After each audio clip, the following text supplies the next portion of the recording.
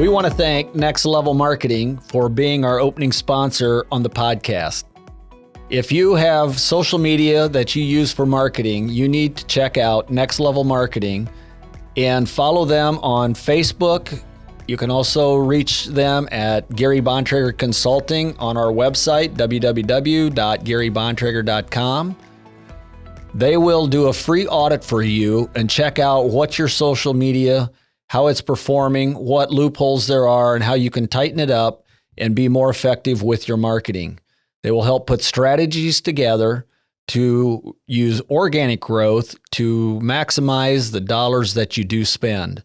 We appreciate them being an associate sponsor with us on this Mindset Growth podcast and enjoy what they do for us. This is a company that we work with and we endorse, and we don't take that lightly. I want to welcome you to another episode of Mindset Growth Podcast. I'm Gary Bontrager, your host, and I have Heather, my co-host, here with me. We're excited for this next guest. I had the privilege of meeting her several years ago, and the one thing that was always impactful to me was how friendly this person was when I met her. And I took that also as how genuine she was, because she truly showed interest. Often when you get into an event, there are people that are promoting their product, their services, and I felt that Velma Knowles was very intentional and just was very caring about what I was, whether she could help me, whether she could help others, or even interested in my story. So with that, Velma Knowles, we welcome you to the Mindset Growth Podcast. Well, thank you, Gary, and thanks, Heather. I appreciate this opportunity so much. So just to get started for the listeners, tell us a little bit about yourself. Okay. Well, for those that don't know me, I'm actually originally from the Bahamas. And so I know this permanent tan, just, you wonder, but I was literally born in the islands of the Bahamas. And so I grew up there. And I like to say that I grew up when the country was under the British ruling. So we were under the British Commonwealth when I was born. So that's dating me a little bit. So I was born a Brit. And then in the early 70s, the Bahamas went as a country, became independent. And so then I became a Bahamian by law. And then in 2006, I became an American by choice. So I have a little identity crisis going on with the three countries, but I'm just blessed to have had that type of cultural influence. And I think that's helped to shape me into who I am today. It's very interesting. I really wonder why you moved to America from such a warm, nice climate. But okay, I moved to America, but I'm coming in from Florida, so Florida is as far as I've gotten in America, and actually a 45-minute flight if you're in the tip of like Miami into the Bahamas. So I'm close enough to get home more than I would ever think to, but I do. Awesome. So then what kind of transition and led you from growing up there in the Bahamas, and, what was maybe some of your work history or what, because I believe now you work in coaching and working with companies and people, right? Yeah, something like that. Yeah, no, that's a good one, Gary. You killed me. So yes, I worked in the Bahamas. So, when you grow up in the islands, it's a different culture, right? And majority of the time, at least my family base, I come from a very modest family. And my mom she has been the pillar of influence in my life. And why I say that is because at the age of 8, I lost my dad to cancer. And then at the age, when my brother was 7 years old, he passed away to leukemia. And so my mom has been like this rock who has really helped instill in me, this drive to become better, to really become the person that, God made you to be, use all of your God-given potential. And so I credit that to her. And when I graduated from high school, what you do in the islands of the Bahamas is, and probably in most Caribbean countries, is, it's the typical path, and is that you graduate from high school, and then you get a job, and then you get married, and then you get a better job, and then you have a family, and you take care of your family. And so that was the path and the trajectory that I was on, like my sister and other members of my family. But something happened. My first job was in a small little conservation organization. It's it's like your Audubon Society, but it's in the Bahamas. And so they're responsible for conservation, environmental protection, all that good stuff. And I went to work for them, and I like to say I was the gopher. I would go for this and go for that. But what that meant was I did everything. I did membership. I did, I did errands to the bank. I picked up lunch for the board meetings. I took minutes. I gave public speeches. I did everything. I think that's what happens in nonprofit. You just do everything. And it was there, though, that I had this opportunity to work with, this individual they brought in. And he was all about having to put together a professional fundraising campaign because the nonprofit could not operate and sustain itself on membership dues alone. And I had the opportunity to go alongside and be that gopher and do a lot of research and learned how to put together a professional fundraising campaign. And we raised $3 million for that little nonprofit in 3 years. And that money was put aside as a heritage fund. And it helped to transition, the work that we were doing in that organization. So I became a part of changing the legacy, the conservation legacy in the Bahamas. And it was there that I learned this systematic approach to how do you get to sustainable growth. And within 5 years, I had the desire to go to college, and I wanted to do something different. So my path was changing. And of course, I fundraised over $100,000 and brought me into Florida, and then college. I did college, and the rest is history. Sorry, Carrie. That's amazing. I wish that I would have had the idea to fundraise for my own education. You don't hear that too often. That's amazing. No, and Heather, you're so true, because every time I tell that story, when I do workshops or speaking engagements, I have parents come up afterwards and say, can I talk to you? Because I need you to help my son or daughter get out of this college debt. And so you're so true. People don't think about it. And I'm just incredibly blessed to have that burden, that desire be put in my heart. Entrepreneurship at a young age, it sounds like. Well, you're probably right. And sometimes it's amazing the opportunities that are presented to us. And it might seem like chance, but they really can be very formative at a young age. We'll come back to some of the things you do or have done, but we'd like to. Here's a question we ask everybody: and do you have a morning routine? And if so, what does it look like? I do. And, and when I don't follow it, my day just goes out of whack.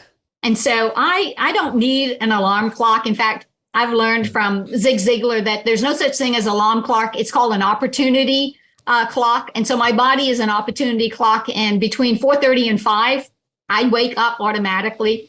I have a yoga mat. And so what I do is I get up, I make my bed right away, because there's a philosophy that you make your bed first. And so I make my bed, and then I get on the floor on my yoga mat and I do my stretches to really get my body loose and limber. And then that's all I could take at that point. And then I get up and then I go and grab my coffee. And I'm probably still half asleep in the middle of all of this, but I do that, grab the coffee, and then I get into my comfy recliner, and I have I do meditation, I do prayer.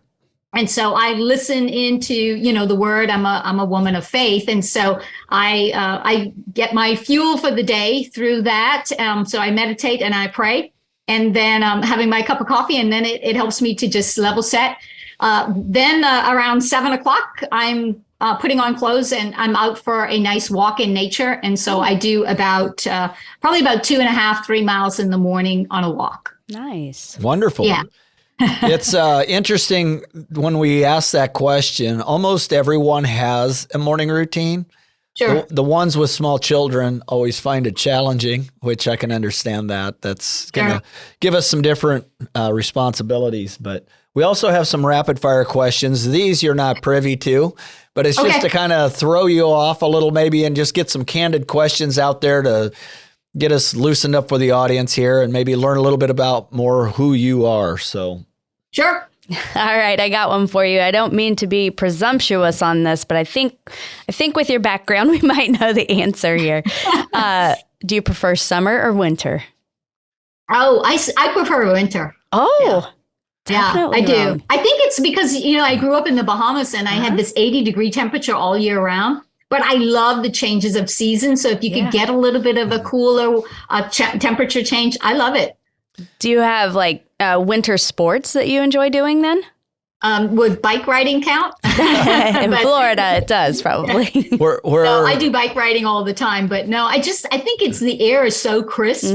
I just love it during that winter time. Not now. Again, everybody remember I'm in Florida, so apologies to all those that are in snow. I was going to say that's quite we don't ride bike in the wintertime here too often. But there's other winter sports that stings the face and the lungs way too much. Yeah, right. What's the strangest thing you've seen while walking or driving down the street or out on a morning walk?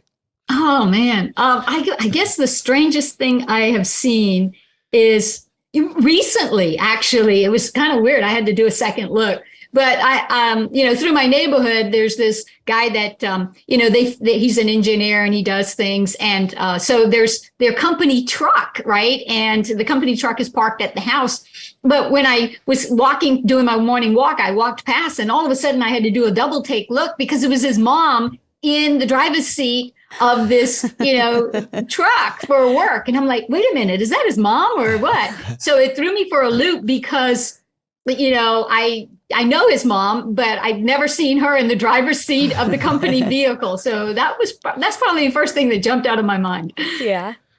That was maybe out of necessity that day. Right. Yeah, right. He probably had the kids that he had to run and do something on. Yeah. What is the best advice that you were given? Oh, man, that is a good one. I would say that the best advice that I have been given is to be the person that I am made to be, to just be me. Don't try to be somebody else. Like they say, when you try to be someone else or compete or get into their shoes and you try to walk in someone else's shoes, and then you wonder, well, why are my feet hurting? It's because those shoes are not meant for you. And I think the best advice that someone's given me, and I wish I would have heard it sooner and I'd give it to someone else, is just be you and then work on being the best version of you. There you go. That's awesome. I like that response. Thank you. I have heard different versions of that, but that one's definitely a good one. What's a favorite way you like to relax or de-stress?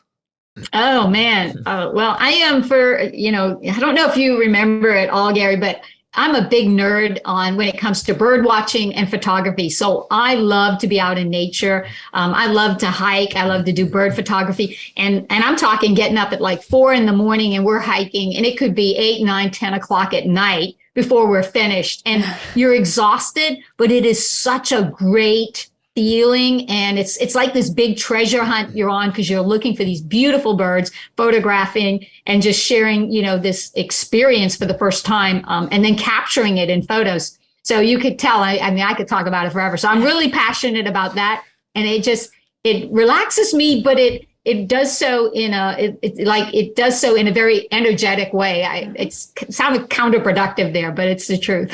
No, that's often the case with our hobbies, I think. I mean, it's a way for us to get our minds off of the daily grind and things like that. So I can identify with that. There's things you just need to do to kind of detox your mind a little bit. So sure, that makes sense. You talked a little bit about your childhood, and I guess the question would be, how did that shape you growing up like that, and how did that shape you for today? I mean, I can understand the pain a little bit of losing a father younger.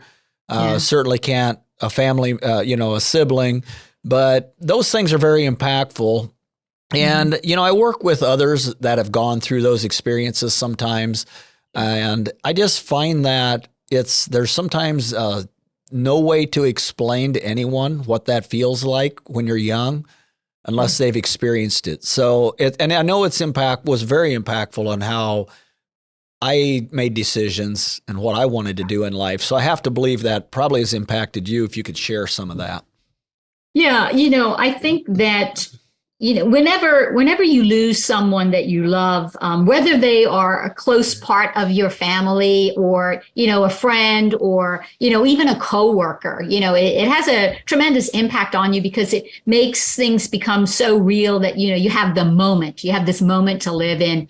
And it also, I think what it did for me is it made me realize how, even though my mother went through so much loss and so much of a huge responsibility, she didn't give up. She turned that thing around. She took care of her two daughters. She just went on to, make the best life that she could. And it really instilled upon me that family is very important. And that became a part of, who I am. I mean, my family, my friends. And when I say family, I mean friends that are close to you as well. And it also helped me to realize the importance of faith.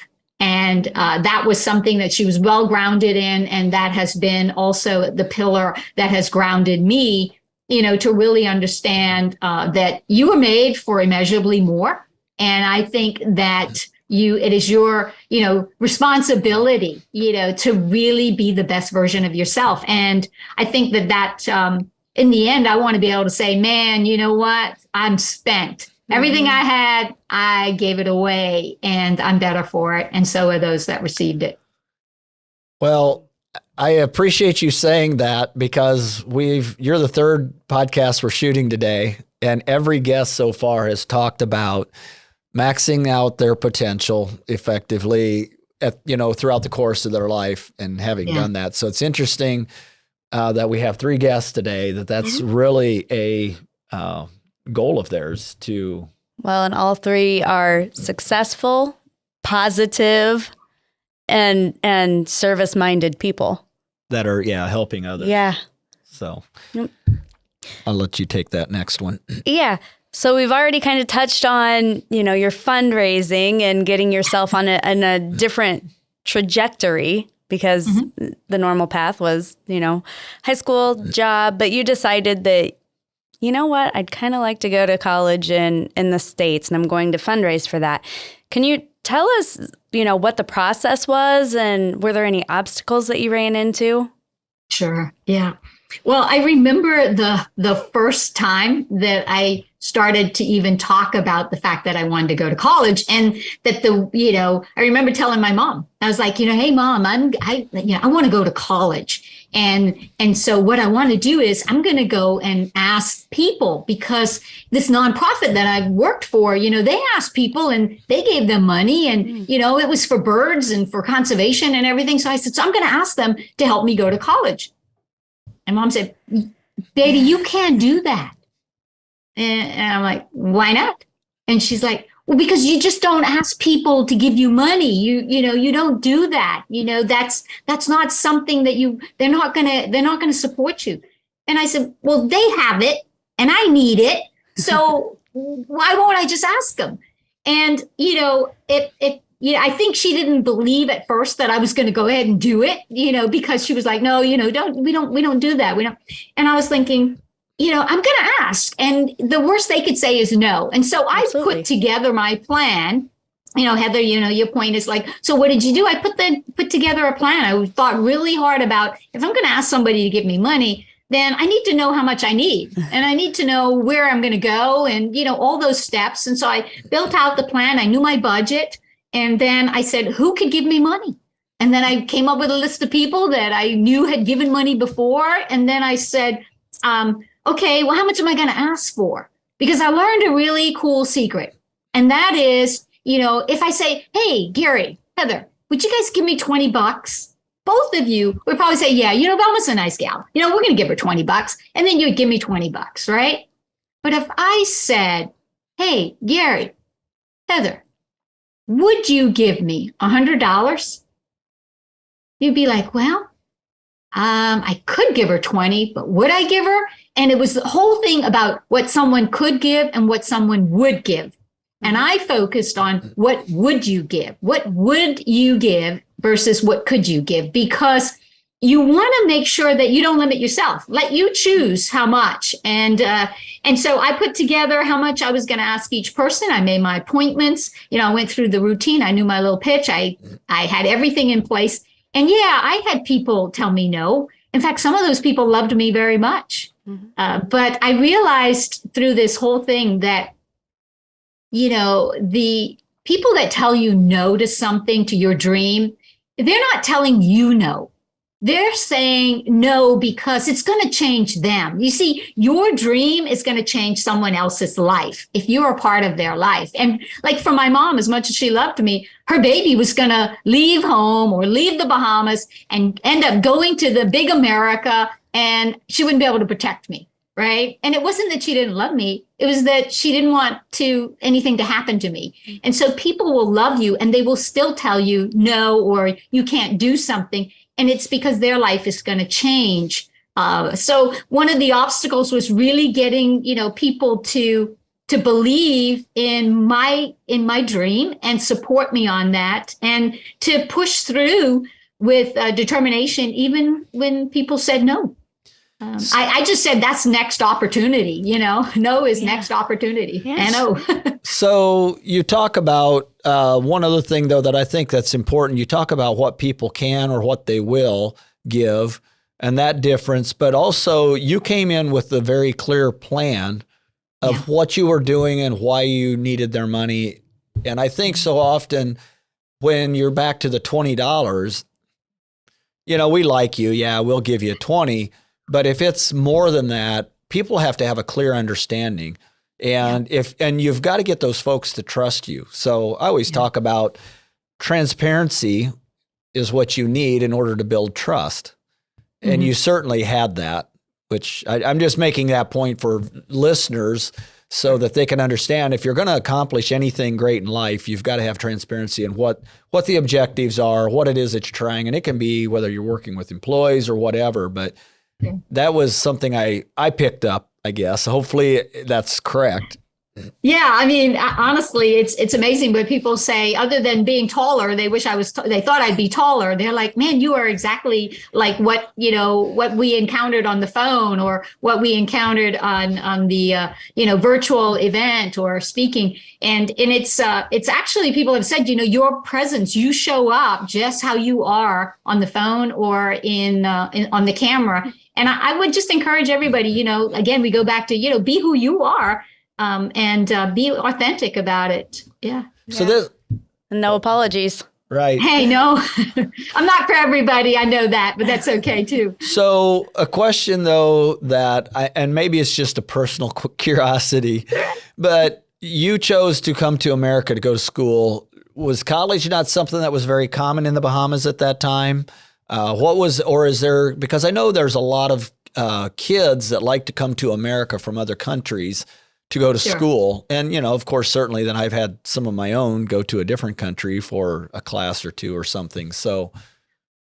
Yeah. So, in the Bahamas at that time, there was only a 2-year college. So if you wanted a bachelor's or more, you had to, you could go to the University of West Indies. There are other 4-year colleges or grad schools throughout the Caribbean. But for me, I think I bought into the American dream, the rags to riches. I really thought, the United States is where you have opportunity. It's the land of opportunity. And I just felt like that's, that was automatically the place. And then Florida, of course, I didn't apply for any colleges outside of Florida. So Florida was close enough. But, I also had this concept in my head that, man, I think central air condition is going to be a good thing, And so that spoils you. But, I think that it's just the country did not at that time. It does now. But I also think that people have this desire to have a cultural exposure, even though we don't think Florida or, is culturally, but it is. In the Bahamas, we drive on the left. In the U.S., we drive on the right. People always say, oh, you guys drive on the wrong side. No, we just drive on the left. You drive on the right. It's not the wrong side of the road. Right. Just another perspective of how that's done. Yeah. We want to thank Century Insurance for being a sponsor on the Mindset Growth Podcast. They work in about 18 different states, bringing insurance needs to small businesses, construction, and others likewise. They will tailor packages that fit your needs. They can work with bonds, home and auto insurance, life insurance and benefits, as well as health insurance. They will help you through the process of putting together a tailored package that benefits you and serves your family and your clients to its most effective capacity. We appreciate their support. We want to thank Gary Bontrager Consulting for being a sponsor on the Mindset Growth Podcast. There's a variety of services they offer. They have human resources for one. They have a sales program. They also work with the financials, whether you need to help set up your QuickBooks or go with a high-level person that can help you do benchmarking, budgeting, and the likewise. They also do a lot of leadership training, whether you are the business owner, manager, or are just leaders in departments. They can tailor those packages for you. Reach out to them for a free consult, and they will see what your needs are and offer different opportunities for you to put in motion to take your business to the next level. They have been successful over the past few years in helping organizations not only grow, but grow as much as 2, 3, and 400% in a 12-month period. Certainly, they understand it takes a strong foundation, and there are years where there may be no growth leading up to this, as they put the right pieces in place. Reach out to them at www.garybontrager.com. You can reach out to them on Facebook, Instagram, LinkedIn, and Twitter and get the free advice that they offer, and that may be just what you need to set you on a different path to lead you forward and be successful in your business and your life. We appreciate them supporting us. Yeah. So, what did you go to college for? What was your degree? And then how did that transition you into life? Sure. So I went to college. My undergrad is in marketing, and I always loved marketing strategy, the way people think, behavior, and also the strategy and branding side of things. And then my graduate is from the University of Tampa, and I did an MBA there. And that helped to put me on a path to get experience in the US, because when you graduate and you're on a student visa, you get 1 year to get this continuous education. And so the company I got to work for then sponsored me for a H-1B visa, which allowed me to work. And then that moved me into a green card, which is really pink, in case anybody wants to know. The card is pink, it's not green, but the green card. And then from there, I applied for U.S. citizenship. So I wanted to have that U.S. work experience. But honestly, my desire after even going to college was always to go back to my country and to make a bigger impact there. And then doors just opened up for me here in the U.S. and I realized there's so much more opportunity. And so I just went down that path and my career blossomed from there. Did you always, go ahead. No.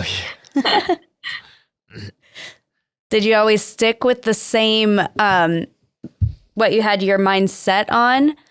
Did it change direction at any point?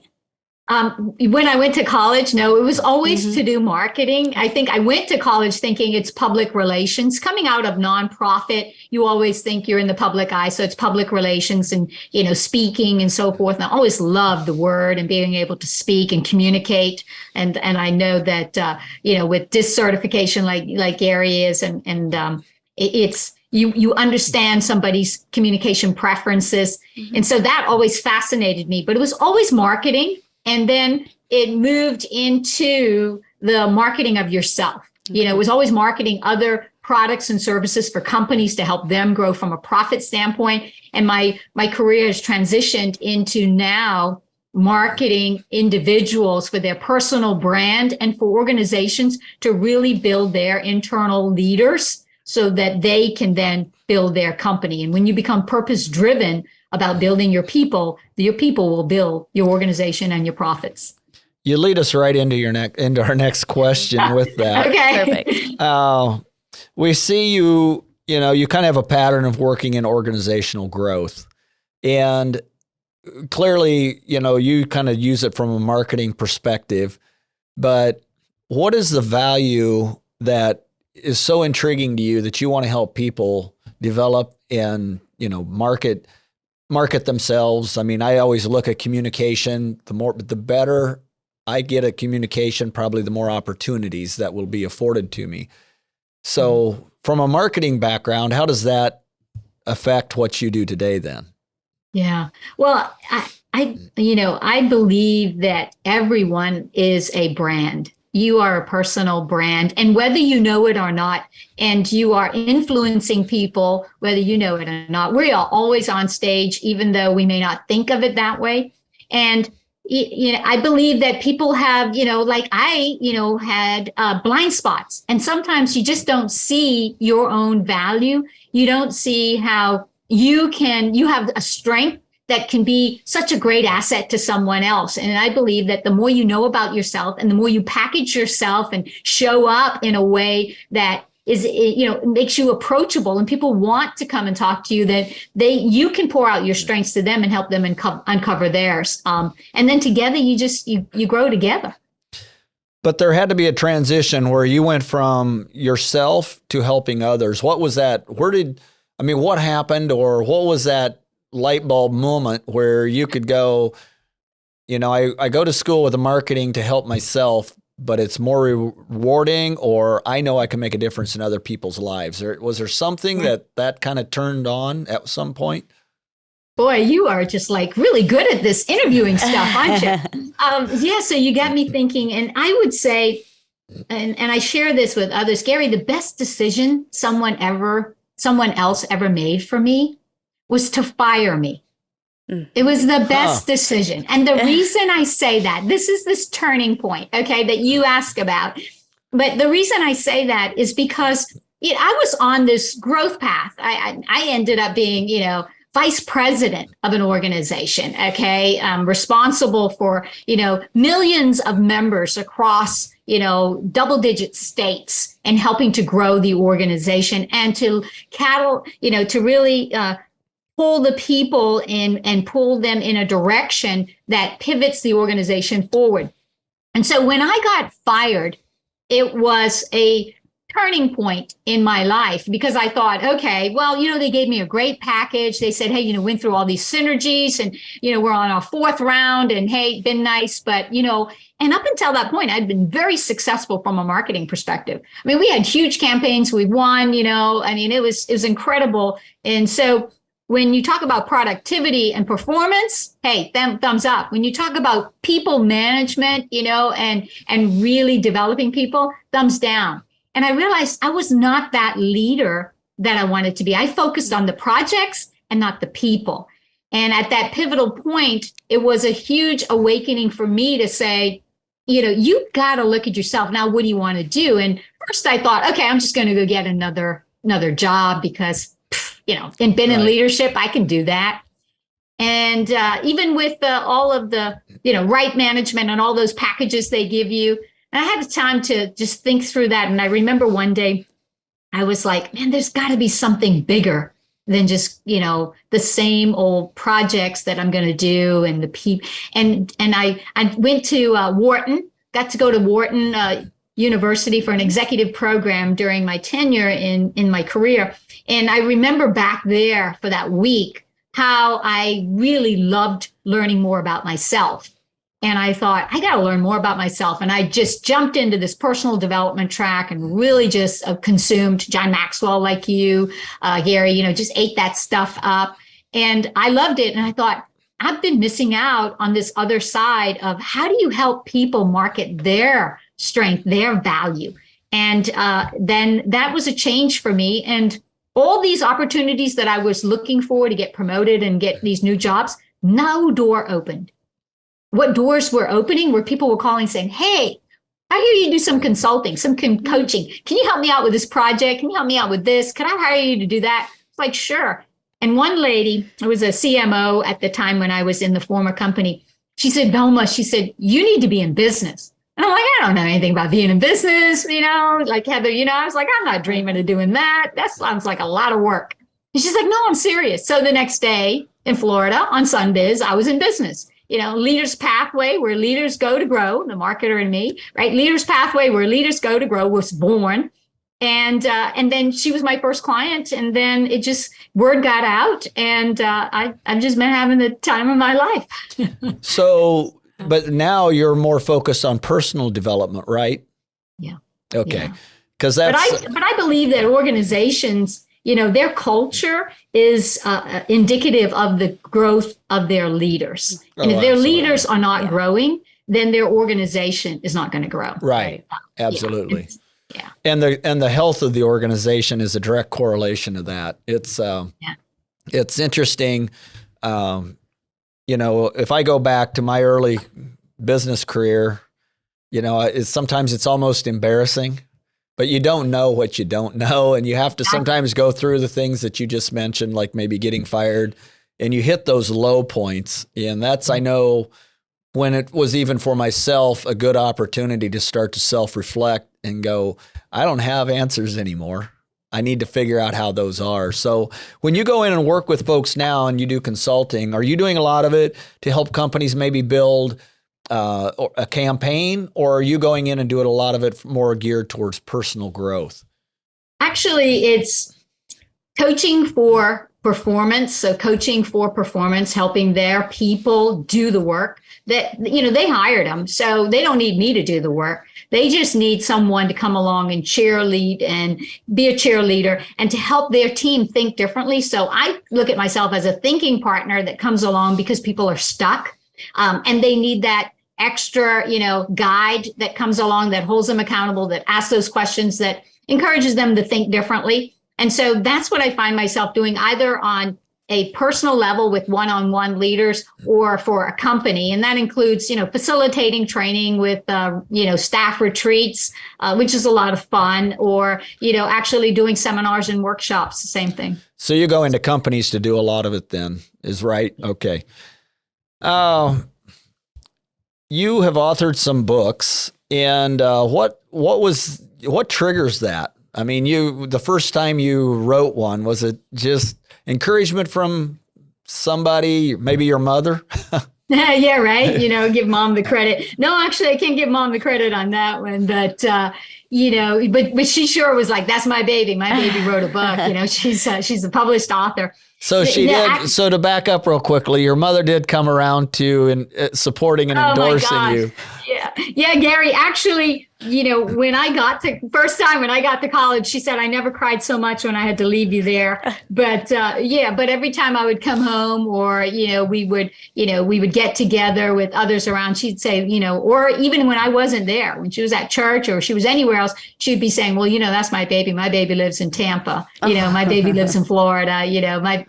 My baby's an American now. She's an American citizen. She would start that song. I don't know if you know that country and Western song, but, my baby is American made. There you go. Yes. So she would go down that path, and so yes, my mom could not. I can tell you, she couldn't be prouder, of what I've done with that. Well, that's good. I'm happy to hear that. It's fun to see those relationships. And there's always that tough time to break away, and then you hope that it rebuilds. But yeah, back to what led you then to author a book, and I suppose. Once you did one, it just kind of keeps burning a fire within you. Yeah. So I think I did my first book for me. May sound a little selfish, but I really felt like there was an opportunity for me to start to just kind of go back into my life and then tell my story.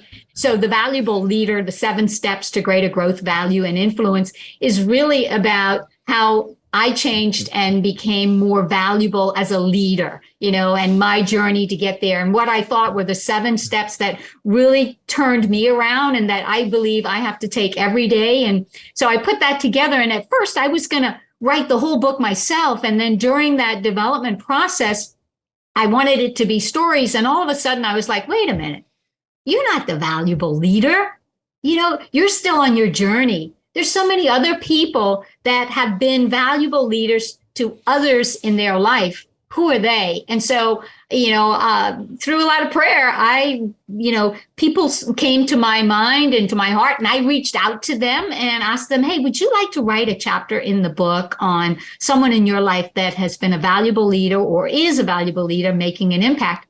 And it was overwhelming that people were like, yeah, and these are everyday people, everyday leaders. And so, they wrote their story and, we cleaned it up and then sent it back and, kind of shaped it so it would flow. And then they signed off on it. And so the book has, there's a personal story from myself in every chapter, but then there's another story of someone else and a valuable leader in their life.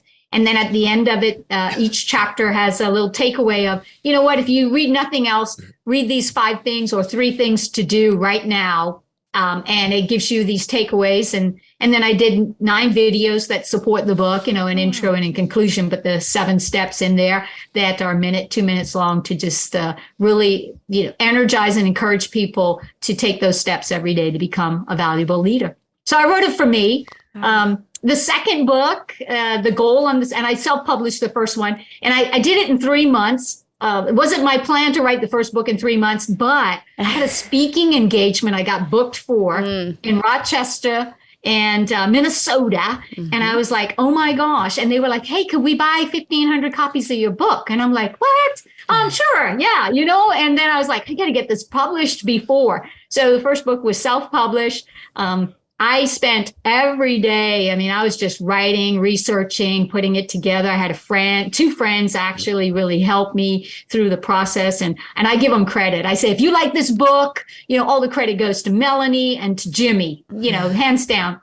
And then the second book, I wrote The Valuable Communicator, Your 7 Keys to Unlock Personal and Professional Success. It's all about communication. And when you unlock the book, I'll give away the secret, but when you unlock the book, the chapters all flow and they build upon this one word called respect. And so it's Aretha Franklin, it just needs a little bit of respect. But that builds on the valuable communicators, all about when you respect people and how you speak to them and respect them, that is going to make you more valuable because then they're going to want to listen to you. Then they're going to like you. They're going to want to know you better and they're going to trust you because you respect them and what they have to say. And, you're going to care about them. So I wrote the second book to make it become a bestseller on at least Amazon, because Amazon, Amazon rules the world. Yep. Right. And so that's what happened. It became a bestseller on Amazon. So quick question I have on that book. You talk about respecting others.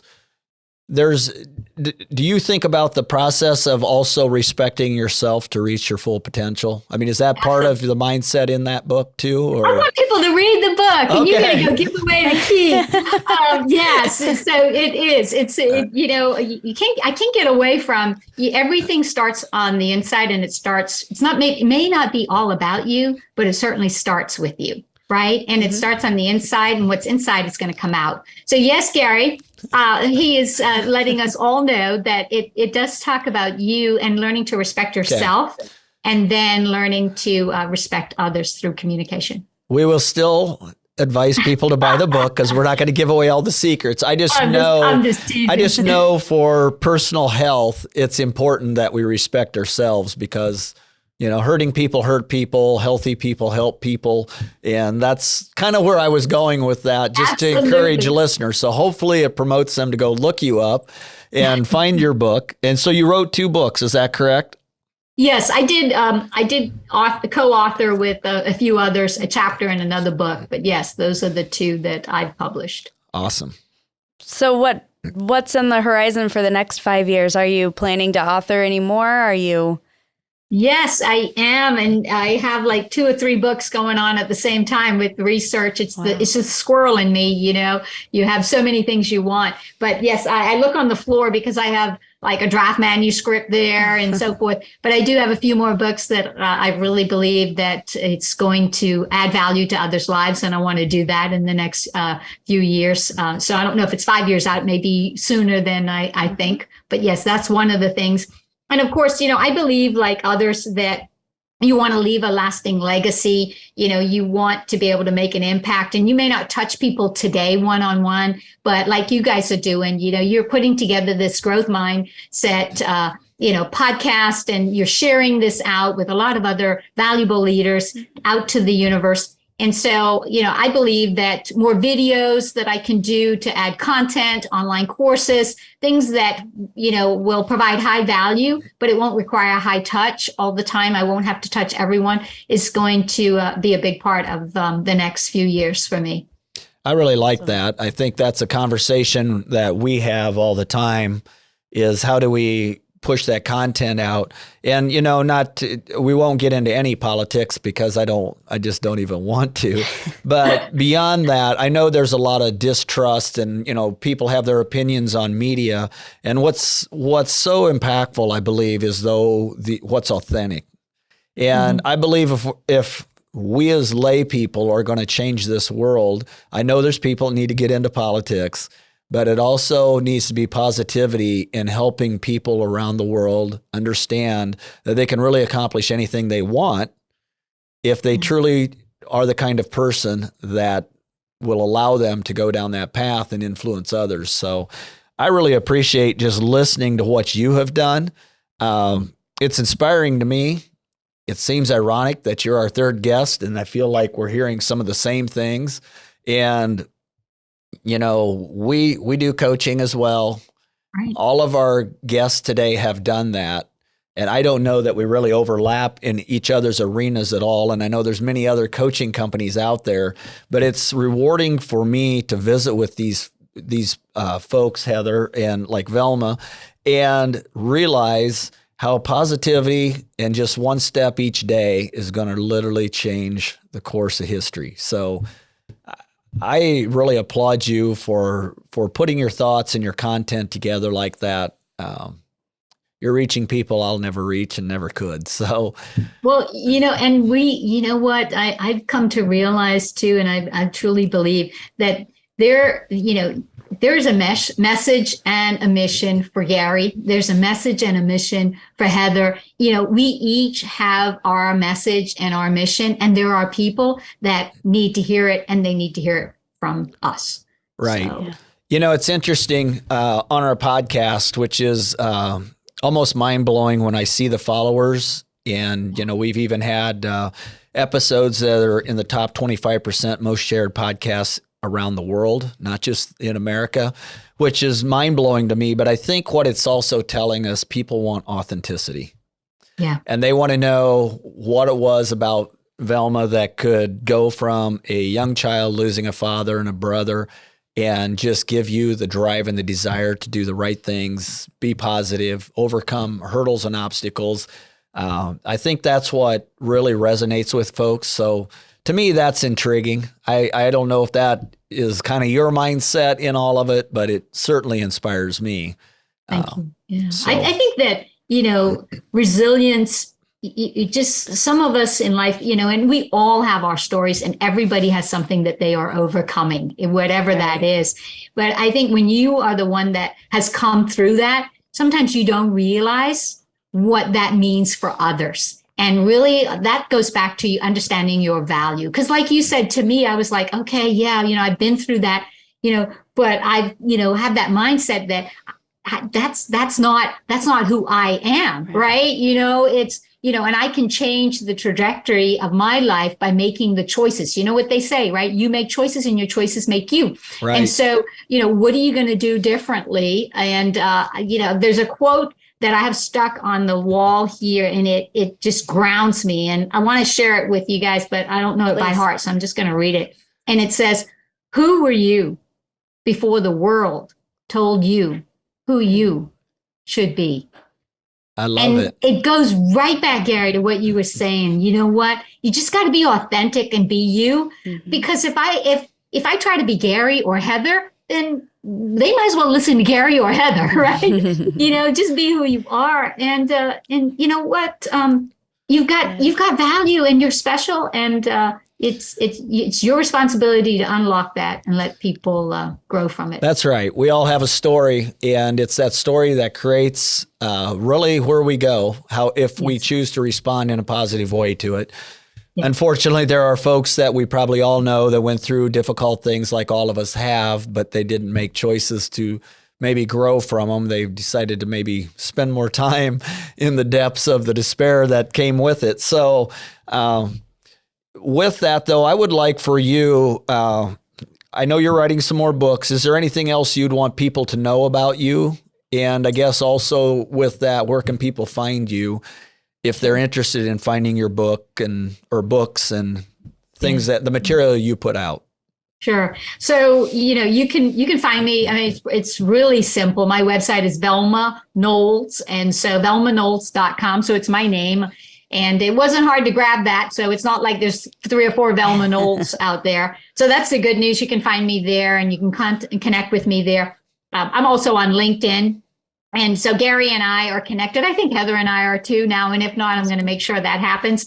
But you can connect with me on LinkedIn. And I love to have people connect with me. And what will be really impactful is that I put out every day, encouraging thoughts to help encourage and just to not only encourage, but to energize people to say, today I'm going to make it the best day. And I also have a YouTube channel that is, just taking off. I've got Your Leadership Chat, which is a podcast video little show that I got going on, which is truly a casual conversation with leaders. And we are just talking about value, how do you add more value in people's lives? So it's an opportunity for someone to listen in. So that's out. So yeah, video on YouTube and LinkedIn, and then of course, velmaknowles.com. So on YouTube, it's Velma Knowles. Okay. Yeah. Excellent. Yeah. It goes back to that authenticity, right? There is a company, it's called Leaders Pathway. And, there's books, The Valuable Leader and those things. But the bottom line is I'm the brand and I'm the person that, anyone works with. And while I may have people that help me and work with me, I am the product and the value that you're going to get. And so I figure, you might as well know it's me. And people say that they're like, oh, it's Velma. I tried that Leaders Path and they're like, oh, what company was that again? Mm-hmm. It was the lady from the Bahamas, Velma, right? And I was like, yep. And so the market will tell you. Well, I want to tell you this. I really, really appreciate the time you've afforded us today and that you've taken this time to be on Mindset Growth Podcast. We do appreciate it. I know there's not maybe a large return in it for you other than hopefully there's more awareness about what you do and maybe it'll create more followers for you.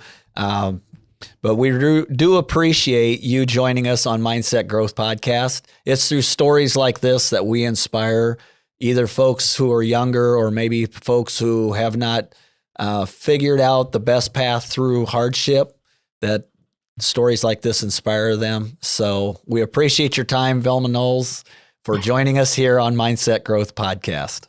Yeah. Well, thank you, Gary. Thank you, Heather. Thank you. It's all the credit goes to Heather. She made me look good and prepared me. So thank you both very, very much. Well, she does that for me as well. So my typing skills are not that great. And sometimes, it's just we all have our strengths. So with that, we thank you and we'll let you get back to doing what you do. And hopefully we'll cross paths again soon.